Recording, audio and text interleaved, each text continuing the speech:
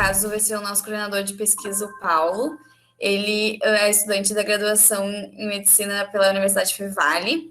E a gente também tem um convidado ilustre, que é o Lucas Leite, que é R2 em Medicina de Família e Comunidade pelo Hospital de Clínicas, e ele é formado pela Universidade Federal do Paraná.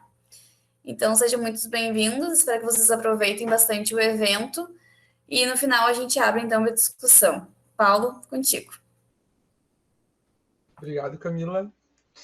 Então, boa noite, gente. Hoje, então, a gente vai ter a nossa terceira edição de casos clínicos. Vamos lá. Então, eu sou o Paulo, nosso debatedor, né, que vai nos ajudar aí, o Dr. Lucas Leite, que é R2, e o design dos slides usei os mesmos da edição passada, que a Laura arrasou, nossa coordenadora também de pesquisa. Então, vamos lá. Então, o nosso caso clínico é a dona A, de 79 anos. Ela veio para a UBS Santa Cecília com um tremor quando ela está parada em pé, desequilíbrio simétrico e generalizado, sem queixas de marcha, e já tem alguns anos, e é meio progressivo, assim. Agora ela veio com essa reclamação de não conseguir ficar em fila. Então, durante a primeira consulta, ela relatou que teve muita preocupação com tremor e desequilíbrio quando está parada em pé devido ao histórico familiar dela. O tremor, ele causou algumas limitações, como aguardar em filas de banco e supermercado, que daí se ela fica parada, né, tipo planta, assim, ela começa a tremer a perna. Depois a gente vai mostrar os vídeos. Ela não relatou outras dificuldades no dia a dia, né, mas não contou os sintomas para os familiares devido à preocupação com o histórico. Ela ficou com medo não contou para ninguém da família esses sintomas que ela está tendo. Então, ela atualmente usa hidroclorotiazida, né, de 25 miligramas, e ela tem histórico de hepatite C tratada, e o histórico médico familiar de o pai com Parkinson e a mãe com Alzheimer. E ela tem sobrepeso também. Então, né, Lucas, se quiser contar um pouquinho como é que foi a primeira consulta dela, que eu não estava, que ela veio muito com essa preocupação, né, com essa ansiedade do histórico. Isso aí, então. Primeiro, boa noite. Obrigado pelo convite, obrigado pelo espaço de todos. Acho que dá para volta um slidezinho para a gente ver na história. O que acontece? Então, ela chegou, na verdade, foi uma consulta de acolhimento, muito, muito preocupada. Então, vocês têm que imaginar uma senhorinha mesmo, assim, senhorinha do posto, cabelinho branco, uma gordinha ali, né, um pouquinho sobrepeso, e pequenininha, assim, né, uns 60 e pouquinhos. Muito, assim, vermelhinha, assim, o rosto dela, e muito, muito, muito preocupada. Ela, em primeiro momento, assim, né, ela falou bastante, né, de um tremor que ela tem. E o curioso, né, acho que vocês devem estar familiarizados, não sei se estão, com o CIF, que é, né, uma ferramenta que a gente tem para fazer a abordagem do método clínico centrado na pessoa. Só para saber, vocês têm uma ideia ou só pontuo aqui? Pode pontuar. Tá. A gente fala de método clínico centrado na pessoa, né? A gente tem uma ferramenta que é o CIF, que é o SIFE, tá? Que quando a gente aborda qualquer queixa de uma pessoa que vem em consulta, a gente vai ver os sentimentos dela em relação, né, ao sintoma, ao que ela traz de dúvida, as ideias que ela tem, né, o que ela acha que pode ser. O F é funcionalidade, né? Como é que está afetando o dia a dia dela. E o E é a expectativa, né? A expectativa que ela tem com a gente, com o serviço, né? Com a consulta. E o curioso da dona A foi que ela, boa, bem colocado ali, foi que ela trouxe tudo isso sozinha, né? Então, muitas vezes a pessoa ela vem, ela tem uma queixa meio orgânica, ela fala ali certinho e fecha, né, o ponto. Mas ela falou tudo certinho ali, não lembro nem se não foi na ordem até. Então, ela falou o sentimento, ela estava muito preocupada, ela estava ansiosa, ela estava angustiada com isso, né? Que ela tem esse tremor que estava incomodando para ela fazer algumas coisas do dia a dia, como ir no banco. Então, ela fica parada. Se ela encostar na parede, ela fica tranquila, mas ela tinha essa preocupação de repente, cair, fazer fiasco, coisa assim, né? Então, foi os sentimentos e essa funcionalidade. E ela já trouxe, olha, eu estou muito preocupada, porque o meu pai teve Parkinson, né? E a mãe teve Alzheimer. Então, eu acho que pode ser isso, né? Então, são as ideias que ela tinha. E aí a expectativa dela, que ela falou, olha, eu queria saber o que que é isso, né? Então, eu queria saber o que que é isso e eu queria não tremer mais. Então, a expectativa dela era de um diagnóstico, de uma explicação e, né, se possível, de um tratamento. Então, assim, essa foi uma consulta muito interessante, porque sozinha ela já trouxe tudo que a gente faria em uma abordagem centrada na pessoa. Só que se a gente não está com esse olhar, né, aguçado ou pensando dessa maneira, talvez passe para a gente que ela já trouxe tudo prontinho, sabe? Mas uma consulta bem de MFC, assim, bem de postinho da velhinha que está preocupada com um sintoma que, de repente, para a gente pode não ser tão importante, né? Ela falou, não, se eu encosto um dedo, eu já estou bem. Então tá bom, então se apoia, né? Leva uma bengala, mas eu não quero usar bengala e eu estou muito preocupada que pode ser uma coisa mais perigosa, né? Então é isso, por isso que ela foi lá, né? E apesar de ser progressivo, estava anos ali, ela já tinha uma investigação lá de 2019, um exame de imagem, com, enfim, eletroneuromiografia, que tinha dado inconclusivo. Inconclusivo não, tinha dado sem alteração, né? Mas que vinha progredindo. E algo, né, na pandemia, alguma coisa que aconteceu para ela vir de novo. Aumentou essa preocupação dela, né? Mas pode tocar, assim. Então essa foi, então para vocês imaginarem, né, a cena da consulta. Ela é bem o estereótipo de senhora do posto e o estereótipo de consulta de posto também, né? Foi caso, sim, MFC raiz. Então, deixa eu tirar o mouse aqui. Deixa eu ver. Ai, passou. Esse aqui eu já falei. Então, ela é aposentada. Ela mora sozinha aqui em Porto Alegre. Os filhos dela moram no exterior. Ela tem só, se eu não me engano, é um sobrinho, né? Algum familiar mora aqui em Porto Alegre, um sobrinho. E ela é independente para atividades básicas do dia a dia, diárias, né? Inclusive, tu tinha feito aquela escala, né? Lucas, acho que é CF. Isso, é verdade. Então, Botei. assim, isso é legado de ter passado no estágio da geriatria, né? A gente passa um mês na geriatria do Clínicas. E para lá, todos os pacientes a gente avalia primeiro a escala de CATS, né? Que são as ABVDs, atividades básicas da vida diária. E aí entra, né? Higiene, alimentação, escolher, trocar de roupa, né? A transição, né? Está sentada para levantar ou está em pé para sentar, né? E o quanto que ela precisa de auxílio nessas atividades. No caso, ela não precisava de nada, ela é independente, né? Mora sozinha, na verdade, né? E a CFS é uma escala clínica de fragilidade do idoso. Você vê qual é a doença que a pessoa tem, né? O quanto de doença que ela tem e o quanto que isso afeta na vida dela. E o CFS dela era super baixo, ela tem uma hipertensão só ali, né, que a gente viu. E aí, por conta desse tremor, né, que ela estava queixando, que tinha também um pouco de prejuízo, mas ela não é uma idosa frágil, ela é uma idosa, acho que ela fica entre robusta e moderada, mas enfim, não é aquele idoso tão frágil assim, né? Consegue ir no mercado, consegue, né, pagar as contas dela, consegue independente para tudo, né?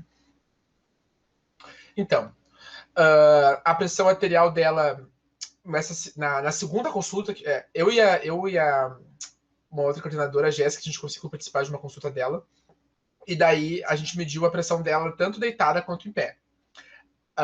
Aí a pressão, o Lucas mediu, né? Aferiu. A pressão dela deitada era 140/80 e a frequência cardíaca 72. E em pé, 155/90 e 90 os batimentos. A frequência respiratória dela deu 18, saturação 98%, murmúrio vesicular difuso, né? Uniformemente distribuídos.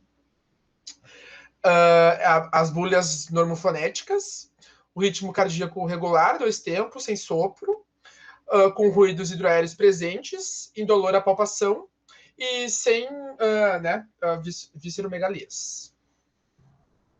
De passar, dá para explicar para o pessoal por que a gente mediu deitado de pé essa pressão? É claro. Quer falar? Não, é contigo. É para ver a hipotensão postural, né? No caso, primeiro ela chegou na consulta e aí fez a comunicação, né, ali de início. Aí o Lucas pediu para ela deitar uns 3, 5 minutinhos para a pressão regularizar. Aí depois que ela saiu dessa euforia, né, de caminhar, de vir até o consultório, aí ele fez a primeira aferição dela deitado, e aí depois que ela levantou também, acho que esperou um pouquinho, né, e já 1 minuto, né, e já aferiu a pressão dela em pé. Porque daí uma das hipóteses dele pós primeira consulta seria hipotensão postural, né? E aí... É bem isso aí. E a ideia, para vocês entenderem, essa foi uma primeira consulta, que foi feita uma avaliação, aí eu liguei para o Telesaúde para dar uma ajuda, assim, né, depois a gente vai falar um pouco do exame neurológico, que foi feito na primeira consulta também, mas que, enfim, tinha feito neurológico, não tinha, na verdade, aventado aí a possibilidade da hipotensão postural. Não estava tão parecido com hipotensão postural, mas é algo que a gente tem que descartar em caso de tremor ou alguma queixa parecida. Então, para entenderem que, enfim, aconteceram 3 consultas nesse caso que a gente está falando, a gente não precisa resolver nada com muita urgência, né? E a ideia é que se abaixasse a pressão em 20 milímetros, né, da sistólica, ou mais de 10 da diastólica, seria uma hipotensão postural, né? E ela teria taquicardia também. Mas no caso até aumentou, né, em pé, então com certeza não era isso, a gente já excluiu. Exatamente. Então, aí acho que foi na primeira consulta isso, né? Fez o Romberg sensibilizado deu positivo e o normal deu negativo. Né, o Romberg, para quem não sabe, ele checa possíveis alterações no equilíbrio estático, quando o corpo está, né, em pé, em repouso. Ela tinha ausência de dismetria ou disacocinesia, que é a incapacidade da realização de movimentos rápidos e alternados, e força em membros superiores preservada e simétrica. E o Romberg a gente não chegou a fazer na segunda consulta, né? Não. Então, para vocês entenderem, o Romberg é aquele que a pessoa fica parada, com os 2 pezinhos em pé, e ela fecha o olho. Então, se ela tiver alguma alteração cerebelar, ela vai pender, enfim, vai ameaçar de cair. Não foi o caso. E o sensibilizado é quando, em vez de colocar o pé um do lado do outro, coloca um na frente do outro.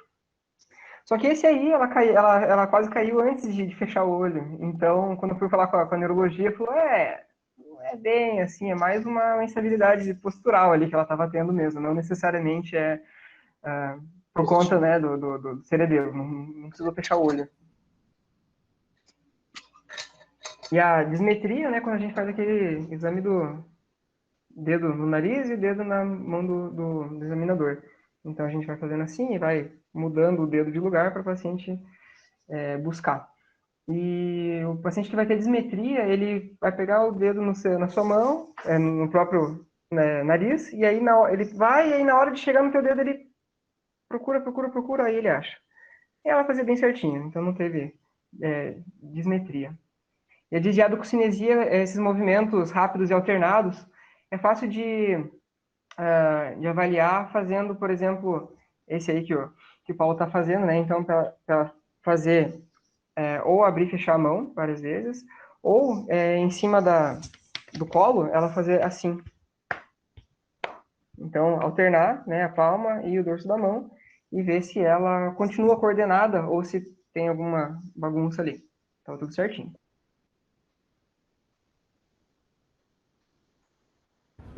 Aí, deixa eu pausar aqui.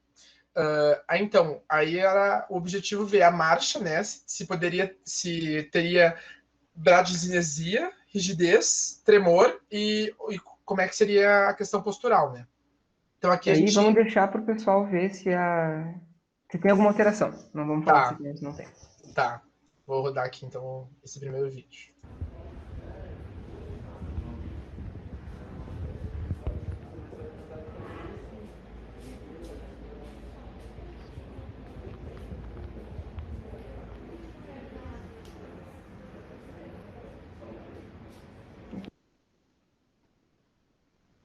E aí, pessoas, para com vocês. A Jéssica também não pode falar, né? A Jéssica estava junto.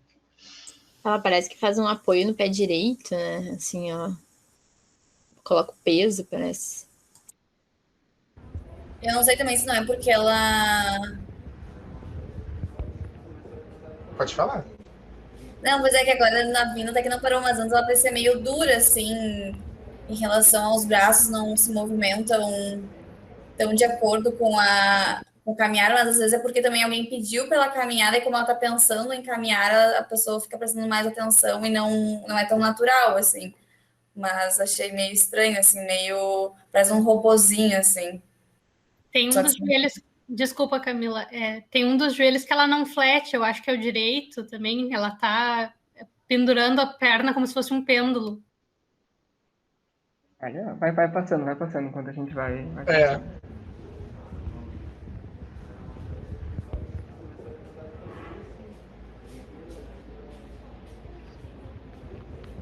E quando a gente olha a marcha, principalmente pensando em Parkinson, ou enfim, seja o que for, a gente tem que olhar o passo, né? Tanto a velocidade quanto a base, a largura do passo, e na hora de se virar, isso principalmente no Parkinson a gente vê.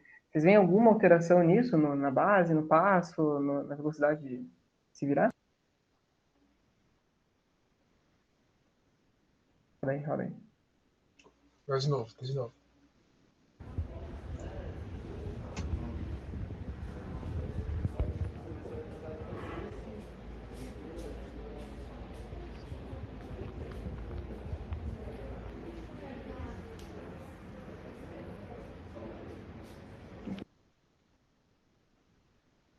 Parece que mais devagar, né? Porque ela se vira.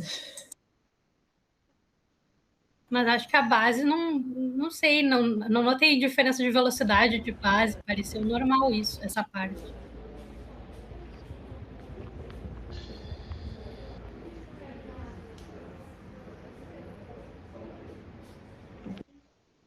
Quer passar o gabarito, Paulo?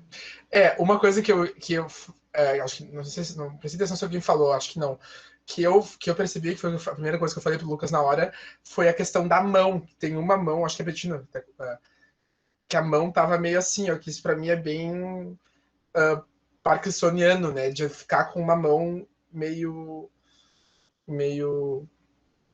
dobradinho, assim. Mas questão de marcha, a gente não viu nenhuma alteração, né, Lucas? Acho que foi isso. Então, vai, deixa rodando para o pessoal ir vendo. Então, perfeito, né? Primeiro passos ali e base normal, a base não tá alargada, né? Que é o do Parkinson. Não tá naqueles micropassos ali sem levantar muito o pé do chão, né? Que seria o esperado com o caso clássico de Parkinson. Ela, apesar dela parecer que tá lento ali a virada tá boa, tá? Não tem alteração. Mas foi a Camila que percebeu o balanço da mão? Não prestei atenção quem falou. Perfeito. Mandei para isso no neurologista do pele e um neuro também que eu tava discutindo. E foi isso, percebeu a ausência de balanço em uma das mãos. Agora, também faz muito sentido a gente pensar que ela estava caminhando consciente, né? Então, às vezes, a gente segura um pouco. Mas, mesmo que a gente peça, né, para qualquer um daqui caminhar, provavelmente vai ter um balanço ali, mesmo inconsciente, né? Enfim, a gente não, mesmo pensando, mesmo a gente conscientemente caminhando, o balanço ele é natural. Então, parece que tem um balanço menor, sim, dos braços. Então, parabéns para quem notou. É isso aí mesmo. Tá o outro vídeo agora, então, aqui. Que daí que foi o teste que ela ficou parada.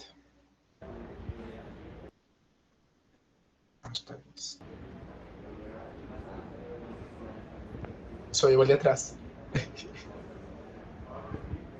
Fazendo a segurança, né? Então, fica aí.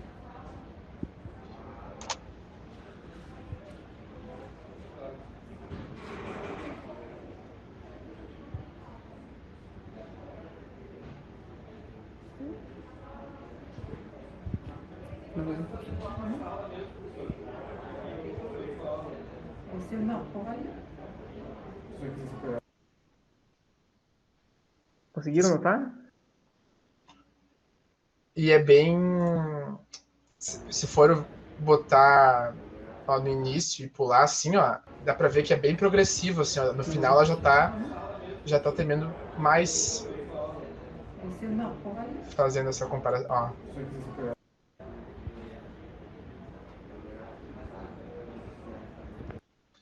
Que aí, então, essa era a reclamação principal dela, né? Que se ela fica parada, no caso, então, em filas, né? Ela começa a ter esse tremor. E Isso que uma eu cortei coisa... um pouquinho do começo do vídeo, né? Demora um pouquinho mais ainda do que vocês estão vendo para começar, né? A gente ficou até quase um minuto, ela já estava querendo se mexer, eu falei, não, espera um pouquinho, tem que ter um pouco mais.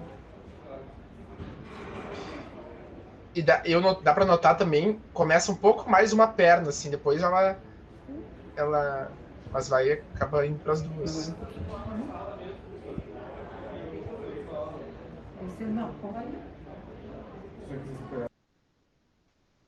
Ainda depois a gente ficou ainda mais um tempinho para ver até se ela ia, né, perder um pouco o passo, mas daí já se apoiou.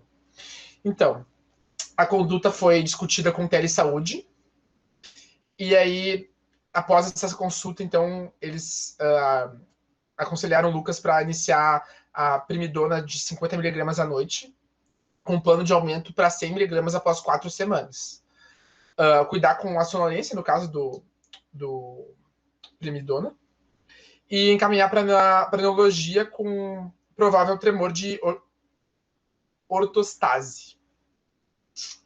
Isso aí, então ficou como um diagnóstico ali, na verdade, de tremor de ortostase, né? Foi visto, sim, um quezinho ali que pode indicar, né, um parkinsonismo, principalmente no balanço. E a gente não falou, né, Paulo, da rigidez. Vocês conseguiram ver, né? E a gente estava vendo, quando a gente vê rigidez, que é o principal, né, a gente já vai falar agora na discussão, mas o principal sintoma do parkinsonismo tem que ter bradicinesia, tá? E aí pode ser pelo balanço da mão, é um dos sinais de bradicinesia. Mas a rigidez é o mais clássico, né, que a gente tem, enfim, é um sinal da roda dentada, né, quando a gente faz esse movimento com o paciente, ele tem uma resistência, então ele vai parece uma roda dentada, é isso, né, que é a roda que vai passando os dentes. E ela tinha no pulso, né, no punho, na hora que a gente mexia, assim, era um pouquinho, mas é bem sutil, né, a Jéssica e o Paulo conseguiram perceber, né. Então tinha uma questãozinha de rigidez que podia levar mais para o Parkinson. Eu lembro que a gente saiu da consulta falando, não, isso é Parkinson. E aí na discussão com a neuro, no fim, não, na verdade não está tão clara essa bradicinesia, tem a rigidez, mas que, enfim, não está com tanta cara. Ficou como um tremor de ortostase, né? Então tremor de ortostase que é um tremor essencial, tá? E agora na discussão a gente vai falar um pouquinho da diferenciação. Mas, então, para explicar, ficou como tremor de ortostase, a gente iniciou primidona, que é um anticonvulsivante que tem uma indicação legal para tremor essencial, tá? Começa com 50 miligramas, pode ir até 750, tá? Mas aqui o plano é bem baixinho, né, de 50 para 100, em 4 semanas. Se precisasse, se fosse uma coisa que fosse mais intensa para ela, podia aumentar em 2 semanas, mas enfim, a gente foi mais conservador nesse sentido. E a ideia de encaminhar para neurologia é para a gente poder continuar a investigação no sentido de fazer exames de imagem para, enfim, elucidar melhor, né, esse diagnóstico, mas que por enquanto ela aguarda essa investigação, que também não vai ser algo tão definidor da conduta, né, pelo menos não nesse momento, lá ela vai ter a condição de fazer esses exames. Mas que por enquanto a gente vai começar o tratamento e aí vai reavaliar, né? Ela vai voltar mês que vem para a gente ver como que se melhorou, né? E se melhorou parcial, a gente pode ir aumentando, mas enfim. A ideia é essa, é um tremor essencial, mas que só existe quando a pessoa está em ortostase, está parada em pé, né? Então, esse ficou o diagnóstico, que na verdade o diagnóstico parece... É um sintoma, né? Como assim o diagnóstico é tremor de ortostase? Tremor de ortostase é o que eu estou vendo. Mas foi isso, é um tremor essencial em ortostatismo. E acabou que... Não pode falar, Camila. Não, eu ia perguntar se esse primidona, ele tem alguma relação com os receptores de dopamina, ou qual é que é o mecanismo de ação dele? Pegando aqui para não... Pra garantir que não vai. Ele é um barbitúrico. Então ele não tem, em princípio, relação direta com a dopamina, né? E daí, na dopamina, por que você perguntou dopamina? Porque eu pensei que tinha alguma origem parkinsoniana, por mais que não seja totalmente declarada, poderia ter algum problema ali nos receptores de dopamina, já que, né, a origem do Parkinson é um problema de dopamina. Mas daí eu achei que poderia já começar agindo ali, até como talvez uma profilaxia, sei lá, mas nem sei se tem como. Talvez não como profilaxia, mas talvez como teste terapêutico, né? Porque um dos critérios para o Parkinson, se a gente já atendeu os outros critérios de parkinsonismo unilateral, né? Um dos critérios diagnósticos é a resposta à levodopa, né? A dopamina. Então, talvez não como profilaxia, mas como teste terapêutico. Foi o que a gente estava pensando em fazer, né, Paulo? No começo, mas eles pensaram mais no tremor essencial, então aguardamos. Não, e o que eu ia comentar também, que acabou que esse diagnóstico acabou tranquilizando mais ela, né? Porque a raiz do problema dela era que ela tinha muito medo de ter Parkinson como pai, né? E aí eu acho que isso até foi legal que ela apontou na segunda consulta. Sério, gente, ela foi muito fofa. Tava eu e a Jéssica lá, ela conversava com a gente, tipo, ela dava atenção pra todo mundo, querido. E aí ela falou que após a primeira consulta, ela ficou muito mais tranquila, que o Lucas tinha tranquilizado ela, que agora ela tava notando que estava diminuindo, então dava para ver que era muito uma questão psicológica também. Então acho que essa questão de não ter batido o martelo, né, de um Parkinson inicial, acabou, né, dando né, essa calma para ela, né, essa tranquilidade. E acho legal a gente mostrar, até que a gente estamos com tempo, vou botar aqui, Lucas, esse aqui foi o pessoal do Telesaúde que te passou, né? Foi esse link, né? Vou mostrar aqui para vocês, depois eu encaminho até. Que isso aqui é um link da Universidade de Stanford, que eles põem como que é o exame de Parkinson. E daí tem esse vídeo aqui, ó, que é muito legal, que é um vídeo com um paciente, essa médica faz o exame nele. Vou mostrar aqui um pedacinho.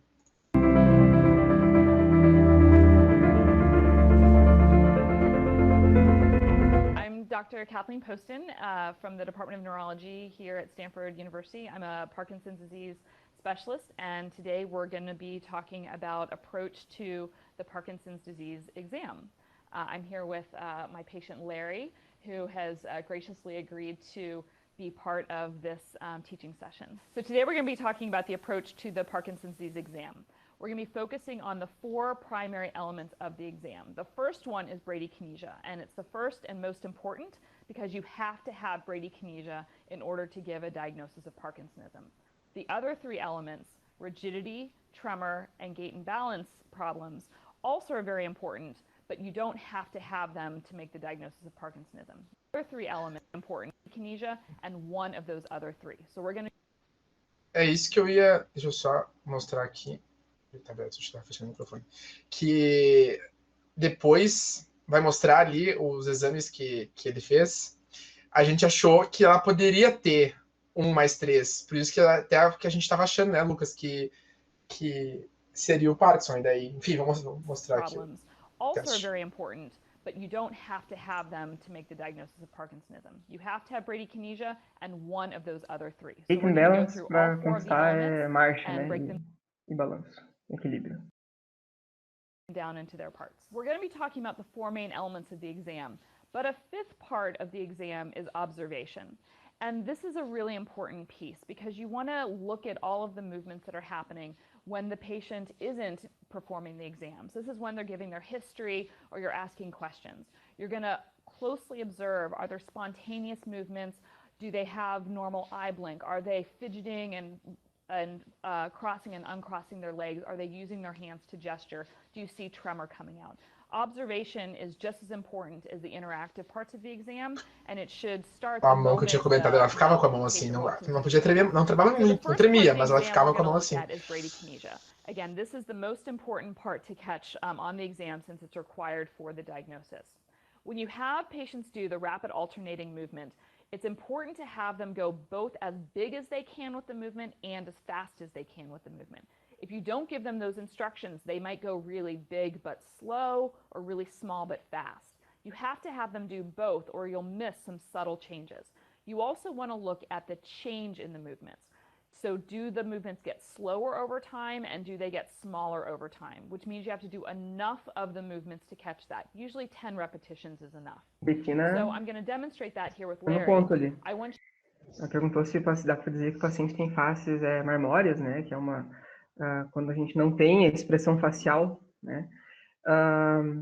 Talvez seja possível. Acho que ao longo do vídeo vai dar para ver melhor, mas eu diria que sim, né? E a gente até comentou isso na consulta, né? Com a Jéssica e com o Paulo, que ela era ao contrário, a dona A.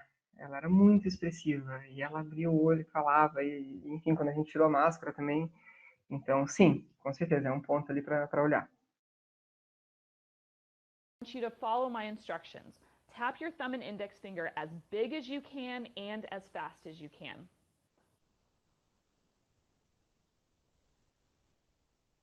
Good. Let's try the other hand. As big as you can and as fast as you can. Very good. You can relax. Okay, so now we're going to try a different maneuver. So sometimes when the patients have arthritis, they can't do the finger taps properly. So there are a couple of different ways that you can do this. One of them is fist open close. So Larry, go ahead and make a fist for me, open all the way, keep going. Big as you can and as fast as you can. Apesar da gente não ter relatado, a gente fez todos esses também, né? Tinha mandado para eles o vídeo antes. E, enfim, foi tudo certinho. Até para me corrigir, eu tinha falado do balanço da mão sendo alteração de bradicinesia, né? Não, é alteração de marcha, na verdade. Não entraria como brade, tá? With the right hand, put the hand out flat like that. Palm up, palm down, as fast as you can.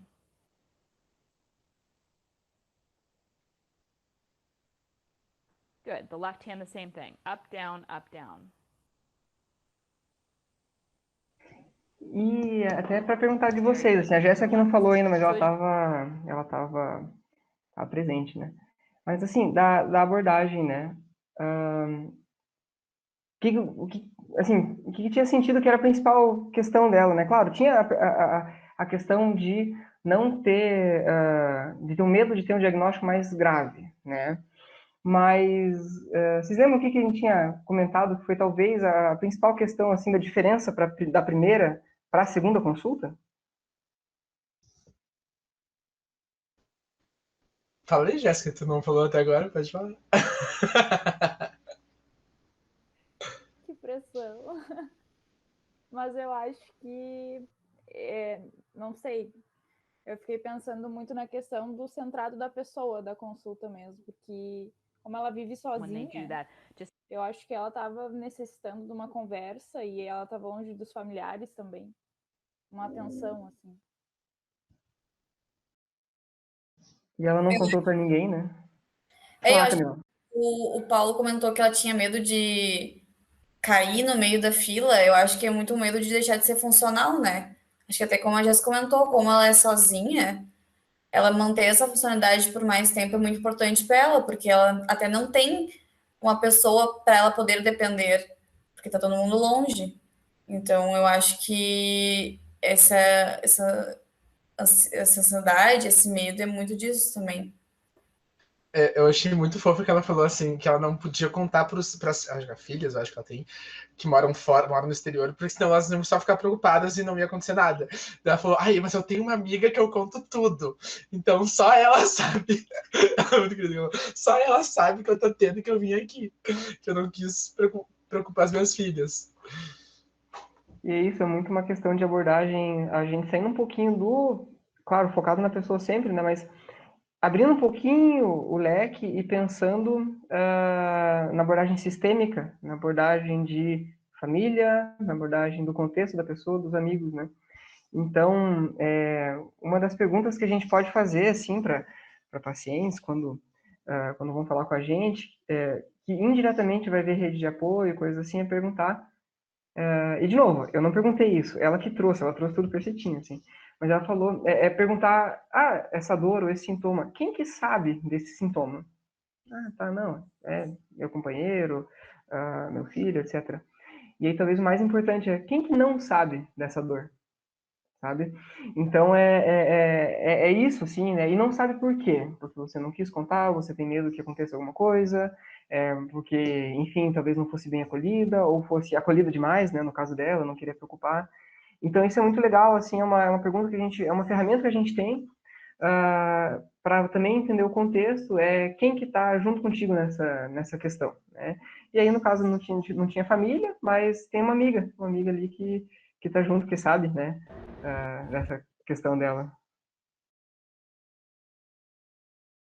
Exatamente. Acho que eu queria mostrar. Deixa eu achar. Vou mostrar só essa. Eu queria mostrar essa parte da marcha aqui, que eu achei que é a parte mais. Peraí. Deixa eu ver aqui. The patient walk back and forth up and down a hall, it's best to have at least 10 feet of hallway to really get a good enough walk, but you want them to walk back and forth several times, observing the turns, observing the step length, seeing if there are asymmetries between the step, looking at the heel strike, are they picking their toes up or are they shuffling and scuffing their foot, and you want to look at the arm swing. So what you might see is an asymmetric step where they're kind of a flat foot on one side and a heel strike on the other, or they might just be taking small shuffled steps like that. So you want to look at step length, you want to look at the heel strike when they're walking, and again, asymmetries oftentimes help. What you also might notice is arm swing. What you might see is an asymmetric arm swing where the person is swinging one arm but not the other, or you might see no arm swing at all. So let's go ahead and do some observation here with our patient Larry. And here's an example of symmetric step and reduced arm swing.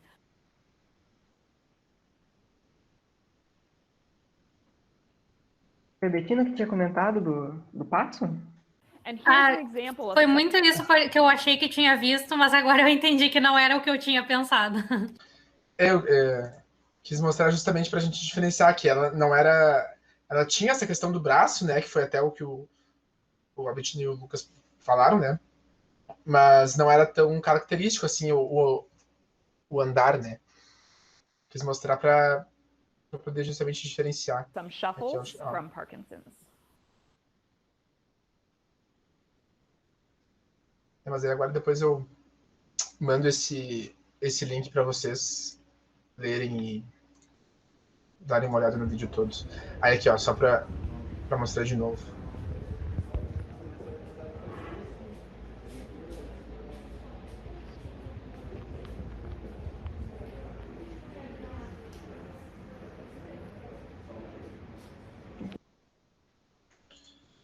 E aí, Lucas, se tu quiser contar como é que foi a questão quando tu... terceiro encontro, né? Quando tu falou para ela, se falar mais alguma coisa.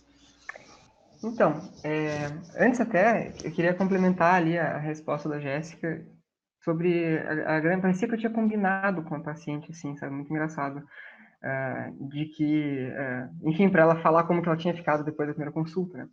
Mas o que eu senti nela, e com uma coisa que a gente sente em muitos pacientes que vão na UBS, nessa época de pandemia, pós-pico de pandemia, enfim, demandas reprimidas de 1, 2 anos, é que uma das coisas que mais deixa uma pessoa ansiosa é não ter tido um acompanhamento médico. Ela tinha tido 2 consultas no ano ali, por algum outro motivo pontual, tá?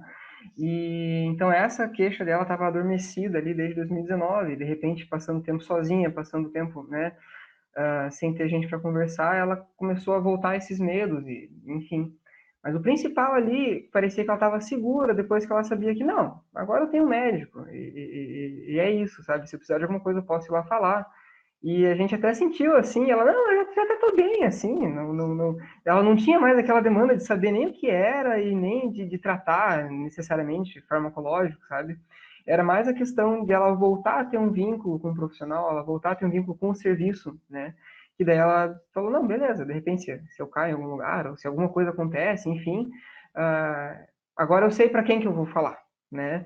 Então isso acontece muito no OBS, não sei se vocês vão passar, seja na nossa OBS, seja nas outras, mas acho que nesses tempos de pandemia aí vai durar muito tempo, né? Gente que perdeu o vínculo, perdeu o acompanhamento, ou enfim, fica desassistido. Aí você vê como chega assim nessa primeira consulta, depois de um ano, com muita coisa, assim, e depois que é acolhido, que consegue falar, enfim, claro, depois de uma avaliação, de ver que não é nada de urgente ou de grave, a pessoa fica mais tranquila.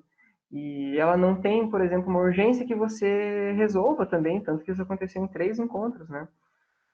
Na verdade, a urgência dela era ter alguém que escutasse. Ok, senti que fui escutada, de repente tá tudo bem. Ele não se preocupou, eu falando as coisas, então talvez não precise eu me preocupar tanto. Ela voltou tranquila.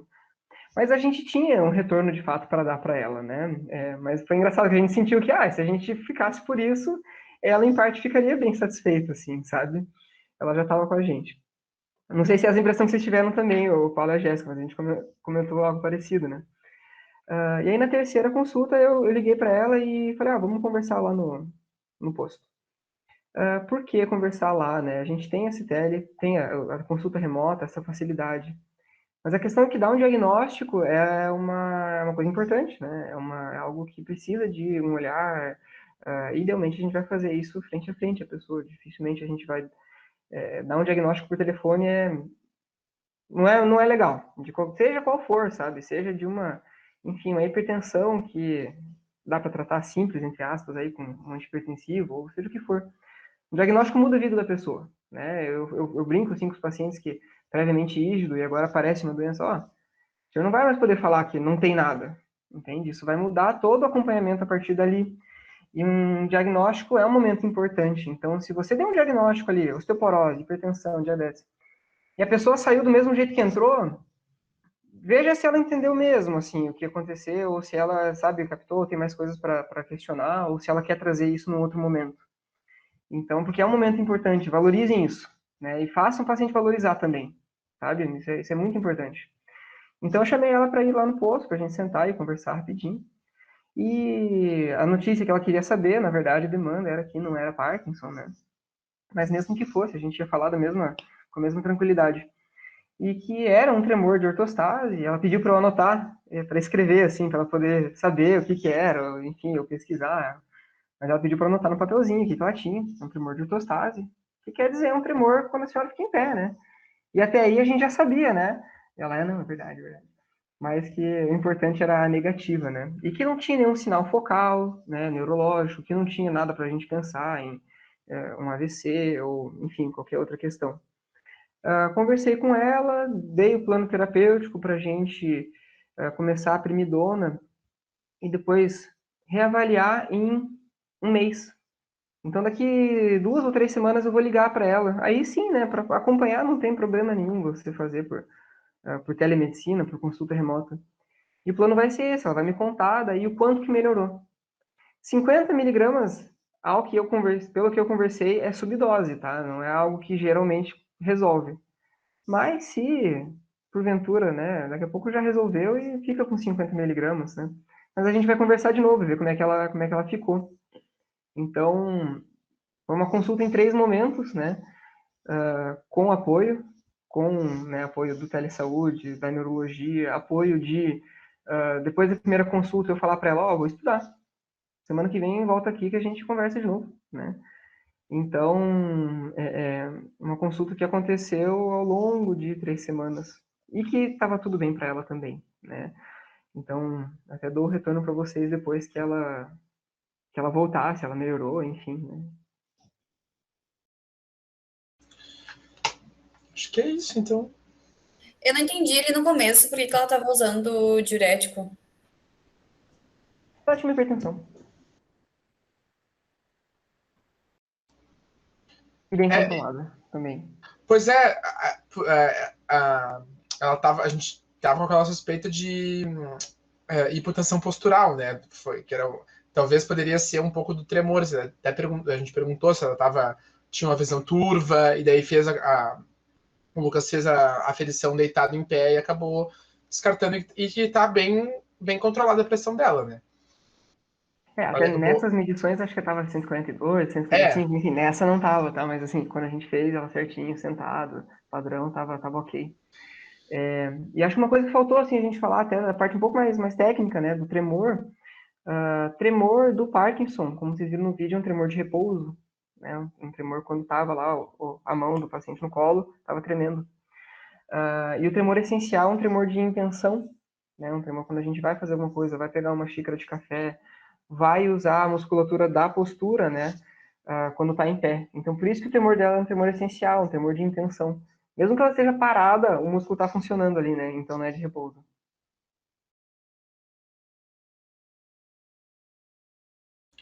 Alguém mais tem alguma dúvida, alguma contribuição? Então, acho que é isso. Lucas, muito obrigado pela tua disponibilidade para a gente poder ter te acompanhado e pelo todo enfim, né, por tudo. Muito obrigado pela tua disponibilidade, pelo teu tempo. E é isso, gente. Obrigado pela presença de todo mundo. Vai ser um prazer. Formas ali de presença. E abrir também para qualquer um aí que quiser acompanhar um dia na UBS, não sei as questões mais burocráticas, protocolares, mas né, eu imagino que quem quiser acompanhar um dia de agenda, pode passar o contato ali, né? O professor Pierre também tem, o professor Marcelo, e estamos sempre disponíveis. Gosto muito de ter essas participações. Agradeço bastante a oportunidade. Tá convidado também a ser adicionado no nosso grupo do WhatsApp para participar das discussões. Então tá. Aceito. Então é isso aí, gente. Obrigado. E não sei se você quer falar alguma coisa comigo também. Tchau, pessoal. Então tá. Boa noite. Tchau. Boa noite. Obrigado, Lucas.